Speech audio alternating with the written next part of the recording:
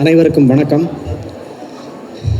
இங்கே இருக்கக்கூடிய எழுத்தாளர்கள் சம்மந்தப்பட்ட அல்லது வாசகர்கள் சம்மந்தப்பட்ட சில பேரை தவிர இருக்கக்கூடிய மாணவிகளுக்கு இன்னைக்கு காலையிலேருந்து நடந்துட்டு இருக்கக்கூடிய இந்த கருத்தரங்கிலிருந்து சுகுமாரன் அப்படிங்கிற ஒரு பெயர் திரும்ப திரும்ப ஒலிக்கிறது மட்டும் தெரிஞ்சிருக்கும். அவர் என்னெல்லாம் எழுதியிருக்காரு அப்படிங்கிறத பற்றி பிரித்து பேசியிருப்பாங்க. சில பேர் கவனிச்சிருப்பாங்க, சில பேர் அந்த பெயரை மட்டும் கேட்டிருப்பாங்க. இப்போ கிட்டத்தட்ட உங்கள் வயசில் அவர் எழுத ஆரம்பிச்சிருக்காரு. இதில் இருக்கக்கூடிய பல பேர்த்துக்கு இந்த 18-19 வயசில் இருக்கக்கூடிய காலத்திலேருந்து அவர் எழுத ஆரம்பிச்சிருக்காரு. இன்றைக்கி அவர் 68 வயசு. இப்போ 50 வருடங்களாக எழுதி கொண்டிருக்கிறார். இப்போ 50 வருடங்களாக எழுதி கொண்டிருக்கிறார் அப்படின்னா, இப்போ இங்கே காலையிலேருந்து பேசினவங்களில் பெரும்பான்மையான ஆட்கள் வேறு ஏதாவது வேலையில் இருந்துட்டு எழுதுகிறவங்க. பெரும்பாலான ஆட்கள் ப்ரொஃபஸராகவோ அல்லது என்ன மாதிரி இன்சூரன்ஸ் கம்பெனியில் ஆஃபீஸராகவோ ஐடி கம்பெனியில் ஒர்க் பண்ணுறவங்களோ அந்த மாதிரி. ஆனால் அவர் அப்பப்போ அந்த வேலைகள்லாம் செஞ்சுருக்காரு. ஆனால் அது எல்லாம் அவருடைய எழுத்தோடு ஒட்டி இருந்த வேலைகள் தான். அதனால் இந்த 50 ஆண்டு கால அவருடைய வாழ்க்கையை யோசித்து பார்க்கும்போது எனக்கு ஒரு விஷயம் தோணுது. அவருடைய எல்லா காரியங்களுக்கு பின்னாடியும் ஒரு காரணம் இருந்திருக்கு அப்படிங்கிறது தான். அதாவது அவருடைய விருப்பத்துக்கும் ஆர்வத்துக்குமான பாதையை அவர் தேர்ந்தெடுக்கலை. அந்த விருப்பங்களும் ஆர்வங்களும் தான் தங்களுடைய பாதையில் அவரை கூட்டிகிட்டு போயிருக்கு அப்படின்னு யோசிக்க தோணுது. இது ஒரு நேற்று எனக்கு இதை பற்றி இன்றைக்கி என்ன பேசுகிறதுன்னு யோசனை பண்ணும்போது தோணுது தான். உதாரணத்துக்கு அவர் கல்லூரியில் பாடமாக அல்லது சேரணும்னு நினச்சது விவசாய கல்லூரியில். ஏன்னா அதுக்கும் ஒரு இலக்கிய காரணம் தான். இருந்தாலும் அவர் தேர்ந்தெடுக்க நினைத்தது விவசாய கல்லூரியில் தான். ஆனால் அங்கே இடம் கிடைக்காம அவர் கோயம்புத்தூரினுடைய பிரபலமான பிஎஸ்ஜி அப்படிங்கிற ஒரு ஆர்ட்ஸ் காலேஜில் ஒரு அறிவியல் வகுப்பில் தான் போய் சேர்றார். அங்கு போனதின் விளைவாக அங்கே இருக்கக்கூடிய நூலகத்தில் ஜெயகாந்தனுடைய ஒரு புத்தகத்தை கண்டுபிடிக்கிறார். ஜெயகாந்தனை பற்றி உங்களுக்கெல்லாம் தெரிஞ்சிருக்குன்னு நினைக்கிறேன். குறைந்தபட்சம் பெயராவது தெரிஞ்சிருக்குன்னு நினைக்கிறேன்.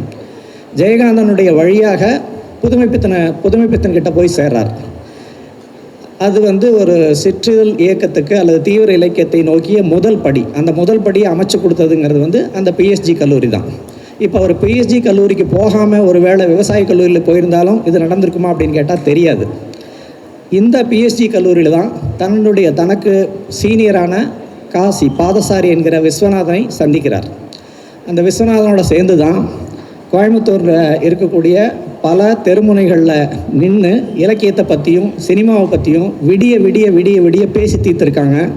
சைக்கிள்லையும் நடந்து போய் உலக சினிமாக்களையும் பிற மொழி சினிமாக்களையும் பார்த்துருக்காங்க. கோவை ஞானி அப்படிங்கிற முக்கியமான ஒரு இலக்கியவாதியை சந்திச்சிருக்காங்க. அதுக்கப்புறம் தான் அவர் மொழிபெயர்ப்பில் ஈடுபடுகிறார், கவிதை எழுதுகிறார், கதைகள்லாம் எழுதுகிறார். இந்த இலக்கியம் அப்படிங்கிற விஷயந்தான் இந்த விவசாய கல்லூரியிலேருந்து இவரை பிஎஸ்ஜி கல்லூரிக்கு கூட்டிகிட்டு வந்திருக்கும் அப்படிங்கிற மாதிரி தோணுது. இந்த காலகட்டத்தில் எழுத்தும் இலக்கியமும் சோறு போடாது அப்படின்னு காலையில் சலபதி பேசும்போது சொன்னார் இல்லையா, அந்த புதுமைப்பித்தனுடைய அறிவுரை அவருடைய மனசில் ஆழமாக பதிஞ்சிருந்ததுனால தன்னுடைய கல்லூரி காலம் முடிந்ததுமே விற்பனை பிரதிநிதியாக சேர்கிறார். அந்த காலகட்டம் வேலை இல்லாத கடுமையான காலகட்டத்தில் அவர் விற்பனை பிரதிநிதியாக சேர்றதுக்கும் ஒரு காரணம் இருந்திருக்கு. ஏன்னா அதன் மூலமாக தான் ஊராக போக முடியும். ஊராக போகிற இடத்துலலாம் இருக்கக்கூடிய எழுத்தாளர்களையும் இலக்கியவாதிகளையும் சந்திக்க முடியும் அப்படிங்கிற ஒரு வாய்ப்பு ஏற்பட்டிருக்கு. அப்படி போன போது தான் நாகர்கோயிலில் சுந்தர ராமசாமியை ஒவ்வொரு மாதமும் போய் பார்த்து 4 நாள் பேசக்கூடிய வாய்ப்பு கிடச்சிருக்கு. சுந்தர ராமசாமிங்கிறவர் தமிழினுடைய முக்கியமான எழுத்தாளர், முக்கியமான நாவல்களை எல்லாம் எழுதியிருக்கார். அவரை சந்தித்து பேசிய அந்த தருணங்கள் அவருடைய வாழ்க்கையில் மிக மிக முக்கியமானவை. ஒரு வகையில் அவருடைய இலக்கிய கொள்கை அப்படிங்கிறத செறிவாக்கியதில் அந்த உரையாடல்களுக்கும் அந்த சந்திப்புகளுக்கும் முக்கியமான ஒரு பங்கு உண்டு. அவங்க 2 பேர்த்துக்கும் எந்த அளவுக்கு ஆத்மார்த்தமான ஒரு நட்பு இருந்ததுன்னா, சுந்தர ராமசாமி தன்னுடைய ஒரு கதையில் இவருடைய சாயலில் ஒரு கதாபாத்திரத்தை உருவாக்கியிருக்கார். அந்தளவுக்கு அவங்களுடைய நட்பு நெருக்கமானதாக இருந்திருக்கு. இந்த விற்பனை பிரதிநிதி அப்படிங்கிற வேலை தான் இவரை பல ஊர்களுக்கும் செல்வதற்கான வாய்ப்பை வழங்கியிருக்கு. அப்படித்தான் அவர் பிரம்மராஜன், ஆர் சிவகுமார் போன்ற ஆட்களை, இலக்கியவாதிகளை உதகையில் சந்திக்க முடிஞ்சிருக்கு. பத்திரிகை, இசை போன்ற தனக்கு விருப்பமான அந்த ஆர்வங்களை மேம்படுத்தி கொள்ளக்கூடிய சந்தர்ப்பங்கள் வாய்ச்சிருக்கு. பிரம்மராஜன் அப்படிங்கிறவர் ஒரு முக்கியமான தமிழ் கவிஞர், ஊட்டியில் இருந்தார். அவர் ஒரு இங்கிலீஷ் ப்ரொஃபஸர். மீட்சிங்கிற ஒரு முக்கியமான பத்திரிகையை நடத்தினார். நடத்திய அந்த பத்திரிகையினுடைய முதல் இதழிலிருந்து கடைசி இதழ் வரைக்கும் சுகுமாரன் எழுதியிருக்கார். அவர் ஒரு விற்பனை பிரதிநிதியாக போகும்போது டெய்லி சேல்ஸ் ரிப்போர்ட் அப்படிங்கிறது ஒன்று கொடுக்கணும். தினசரி விற்பனை அறிக்கை. அந்த தினசரி விற்பனை அறிக்கையை அவர் விற்பனையை பற்றி எழுதுனதை விட கவிதைக்கான குறிப்புகளையும் மொழிபெயர்ப்புக்கான கரட்டு வடிவங்களையும் எழுதுனது தான் அதிகமாக இருக்கும்னு நான் நினைக்கிறேன். ஒரு விற்பனை பிரதிநிதியாக இருந்ததுனால தான் அவருக்கு தென்னகம் முழுக்க பயணம் செய்து எழுத்தாளர்களும் இலக்கியவாதிகளும் சந்திக்கக்கூடிய வாய்ப்பு கிடச்சிது. அப்போது கோயம்புத்தூரில் இப்படி ஒரு விற்பனை பிரதிநிதியாக இருந்தவர் எதுக்காக சென்னைக்கு போகணும், அங்கே போய் சொந்தமாக ஒரு தொழில் தொடங்கி எதுக்காக நஷ்டம் அடையணும்னா அதுக்கு பின்னாடியும் ஒரு காரணம் இருக்குது. அங்கே போய் ஒரு தொழில் நஷ்டம் ஏற்பட்டதுமே அவருடைய நண்பர் விமலாதித்த மாமல்லன் ஒரு யோசனை சொல்கிறார். நீங்கள் கல்கத்தாவில் போய் அங்கே இருக்கக்கூடிய சின்ன குழந்தைங்க ட்ரெஸ் எல்லாம் வாங்கிட்டு வந்து இங்கே விற்றீங்கன்னா நல்ல லாபம் கிடைக்கும் அப்படின்னு யோசனை சொன்னதோட ஒரு வங்கி கடனுக்கு ஏற்பாடு செய்கிறார். கல்கத்தாவுக்கு போகிறக்கு சுகுமாரன் ஒத்துக்கொண்டதில் ஒரு காரணம் இருக்குது, முக்கியமான ஒரு காரணம் இருக்குது. தொழில் தொடங்கணுங்கிறது ஒரு காரணம். ஆனால் இன்னொரு காரணம், அங்கே போனால் தான் சத்யஜித் ரே அப்படிங்கிற இயக்குனரை பார்க்க முடியும் அப்படிங்கிறது. சத்யஜித் ரேவை பற்றி கேள்விப்பட்டிருக்கலான்னு தெரியாது, மணிரத்னம் உங்களுக்கு தெரியும், லோகேஷ் கனகராஜ் தெரியும். ஆனால் அந்த காலத்தில் சத்யஜித் ரே அப்படிங்கிற ஒரு பெங்கால் இயக்குனர், உலக அளவில் புகழ்பெற்ற இயக்குனர். அவருடைய பல படங்கள், மிக முக்கியமான படங்கள் இருக்குது, உங்கள் ஆசிரியர்கிட்ட கேட்டுங்க. அந்த சத்யஜித் ரேனுடைய படங்கள் மேல் தான் பித்தா இருந்த சுகுமாரன் அவர் சந்திக்கணும் அப்படின்னு நினைக்கிறாரு.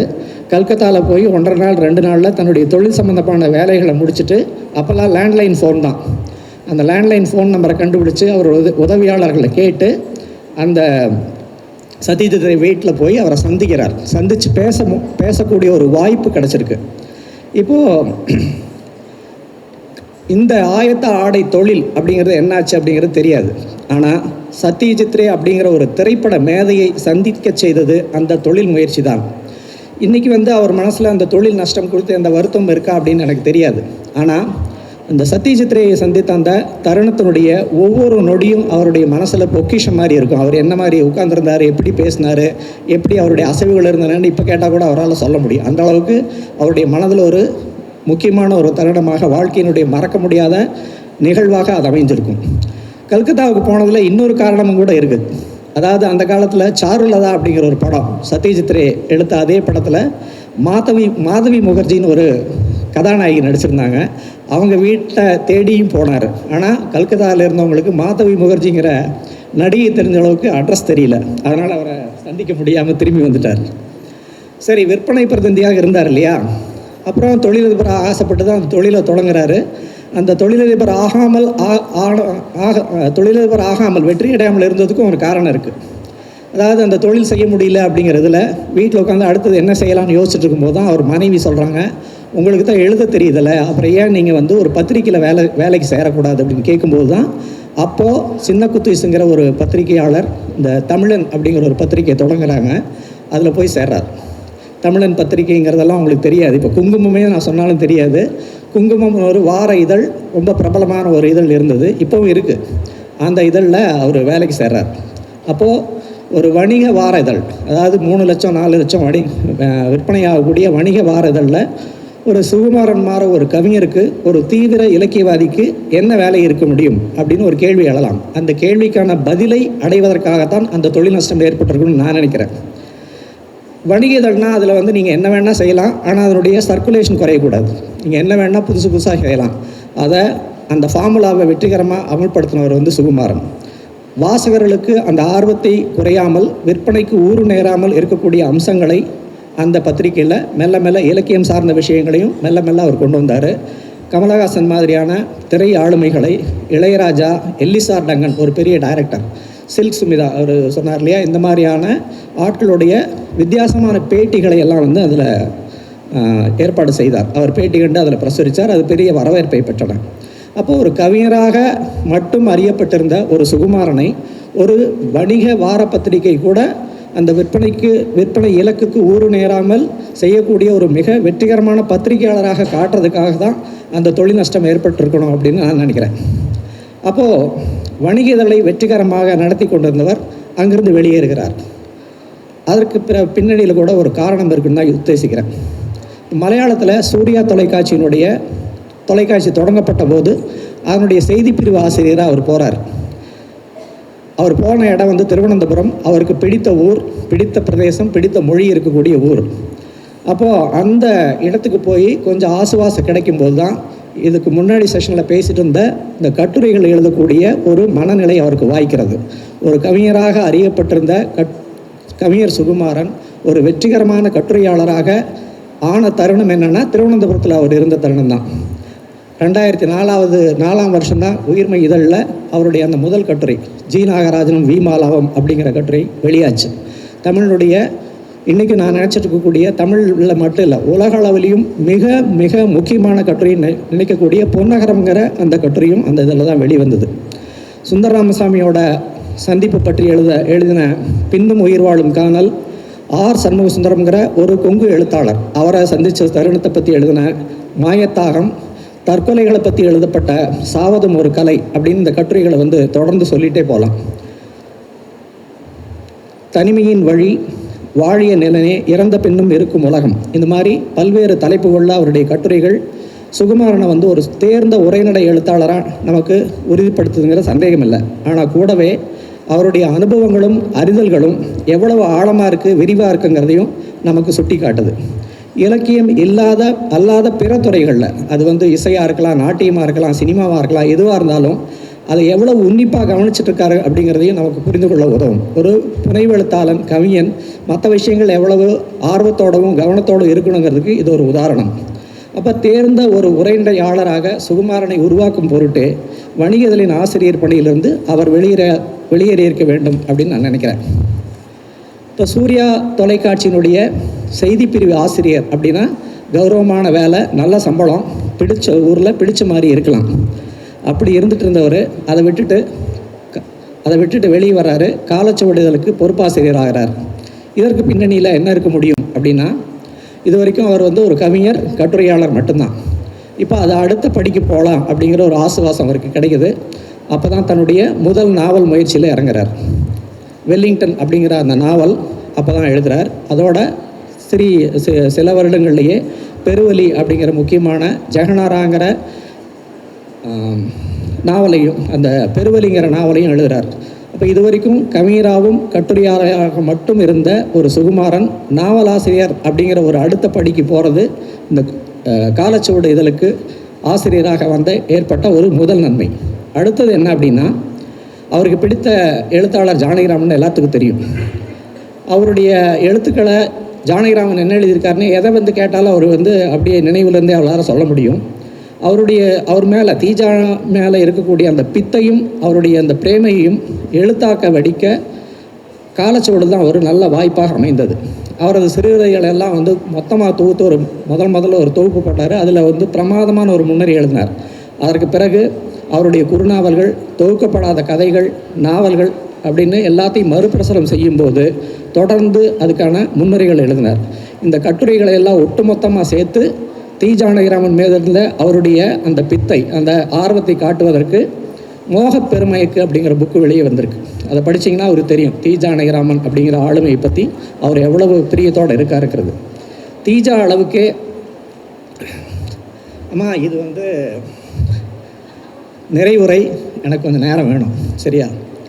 தீஜா அளவுக்கே பெருமயக்கம் கொண்டிருக்கக்கூடிய இன்னொரு எழுத்தாளர் மார்க்வஸ்.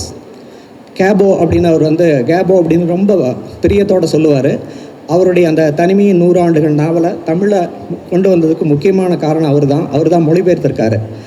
அது போக அவரை பற்றின முக்கியமான கட்டுரைகள் பலவும் காலச்சுவடில் வெளியாயிருக்கு.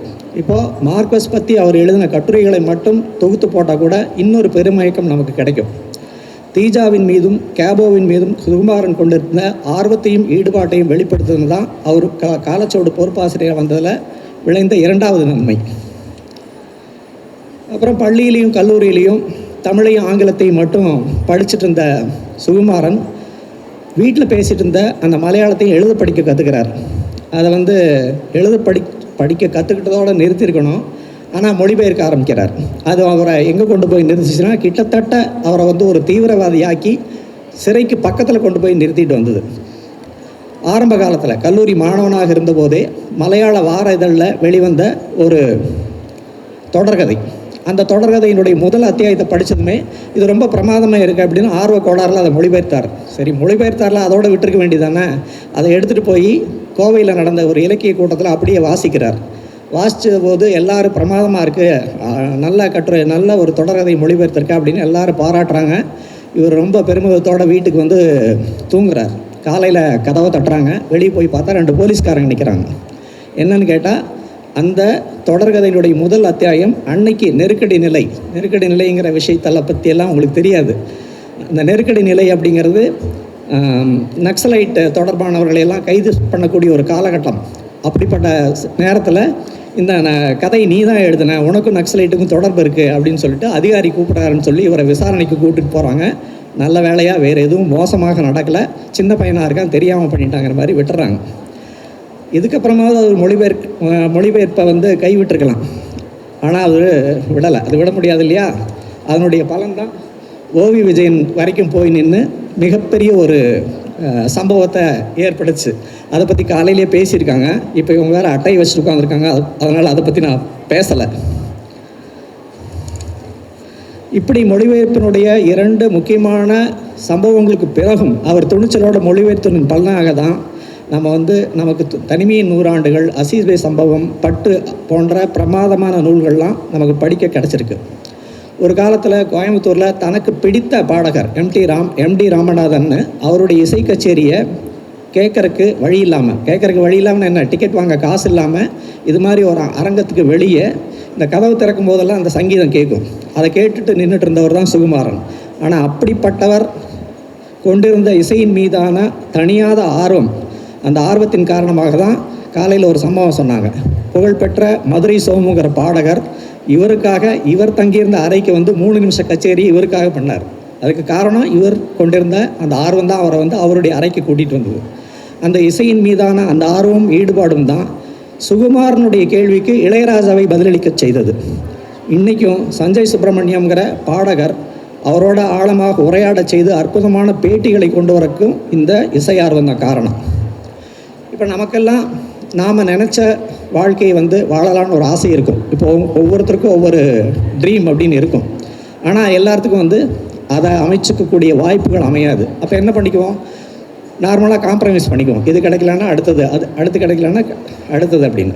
இந்த காம்ப்ரமைஸ் அப்படிங்கிறது இருக்கும். ஆனால் சுகுமாரனுடைய வாழ்க்கையில் தன்னுடைய இலக்கிய வாழ்க்கைக்கும் மற்ற கலை குறித்த வாழ்க்கைக்கும் இடையூறாக வரக்கூடிய எந்த விஷயத்தையும் வந்து அவர் அனுமதிக்கலை. கிடைக்கக்கூடிய வாய்ப்புகளை எல்லாம் வந்து தன்னுடைய ஆர்வத்துக்குரிய துறைகளை பற்றி தெரிந்து கொள்ளவும் அதை கூடுதலாக மேம்படுத்தி கொள்ளவும் தான் அதை பயன்படுத்திட்டார். அவர் வந்து எந்த துறையாக இருந்தாலும் கூட தனித்தன்மையுடன் சோபிக்க முடிந்திருக்குன்னா அதுக்கு காரணம் வந்து எதையும் போகிற போக்கில் இருக்கட்டுமே அப்படின்னு எழுதுனதில்லை. எல்லாவற்றிலுமே தரம், தனித்தன்மை, போல செய்யாமை, நூதனம், இது மாதிரி கட்டுப்பாடுகளையும் கரார்த்தன்மைகளையும் அவர் தொடர்ந்து பேணியிருக்கிறார். எல்லாவற்றிலுமே தனக்கென்று ஒரு அழுத்தமான முத்திரையை அவரால் பதிக்க முடிந்திருப்பதே பெரும் சாதனை. இவரளவுக்கு தொடர்ந்து எழுதுபவர்கள் இருக்கிறார்கள். ஆனால் இத்தனை இயல்களிலும் எழுதியவர் என்று யாரையும் சொல்ல முடியவில்லை. ரகுநாதனுடைய புதுமைப்பித்தன் சரித்திரமும் ஆர் சண்முகசுந்தரத்தின் நேரில் சந்தித்த போது அவர் சொன்ன அந்த அறிவுரையும், எழுத்தை நம்பி பிழைக்கலாகாது என்ற அறிவுரையும் கூடாது, அதை ஃபாலோ பண்ணக்கூடாதுன்னு அவர் நினச்சிருந்தா கூட வாழ்க்கையை அவர் அப்படி விட்டு வைக்கலை. ஒவ்வொரு நெருக்கடியான காலகட்டத்திலும் எழுத்து தான் அவருக்கு கை கொடுத்திருக்கிறது. இன்றும் எழுத்து தான் பெரிய அளவில் அவருக்கு உதவுகிறது. இதற்கு காரணம் என்னென்னா, எழுத்துக்கு அவர் அத்தனை உண்மையாக இருந்திருக்கிறார் அப்படிங்கிறது தான்.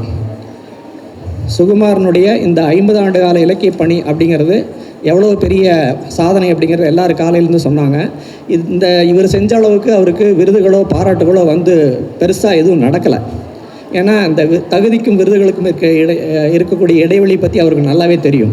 ஆனாலும் இந்த அர்ப்பணிப்பு மிக்க பலன்களை எதிர்பாராத இந்த பணிகளால் பயனடைந்தவர்கள் யார் அப்படின்னா வாசகர்களாகிய நாம் தான்.